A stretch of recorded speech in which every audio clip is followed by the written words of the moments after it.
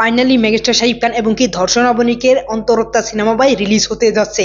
তো আগামীকাল দুপুর 3টায় ভাই আইস্ক্রিনে এই সিনেমাটা রিলিজ হবে। আর আইস্ক্রিনে সিনেমা রিলিজ হওয়ার পরে ভাই আমরা দেখতে পারবো, কারণ এই সিনেমাকে ভাই আমরা দেখতে পারি নাই।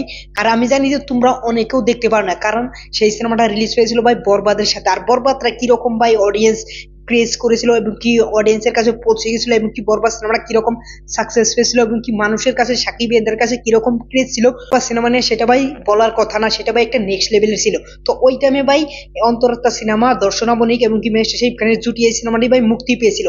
তখন ভাই অতগুলো হল পেয়েছিল না, এবং কি মাল্টিপ্লেক্সে ভাই কিছুদিন বলার পরে ভাই মাল্টিপ্লেক্স থেকে নামিয়ে দেওয়া হয়েছিল, এবং কি সিঙ্গেল স্ক্রিন ভাই 10 থেকে 12টা সিঙ্গেল স্ক্রিনে চলেছিল। এবং কিন্তু ভাই অনেক অনেক সাকিবিয়ানরা তখন ওই সিনেমাটা দেখতে পান নাই। তো ফাইনালি ভাই তোমরা সবাই দেখতে পারবে একসাথে আইস্ক্রিনে আগামীকাল দুপুর 3টে বাজায় আসতে যাচ্ছে, এবং কি সেইখানে তোমরা সবাই দেখতে পারবে, এপার থেকেও দেখতে পারবে ওই পার থেকেও দেখতে পারবে। তো ওভারঅল গতকাল আমি এই সিনেমাটা দেখবো, এবং সিনেমাটা দেখার জন্য ভাই আমি এক্সাইটেড, কারণ দর্শনা বণিক এবং কি মেগাস্টার শাকিব খানের অন্তরাত্মা সিনেমা ভাই অনেক দিন ধরেই ভাই রিলিজ হওয়ার কথা, রিলিজ হয় না, কিন্তু বরবাদের সাথে ফাইনালি রিলিজ হয়েছে।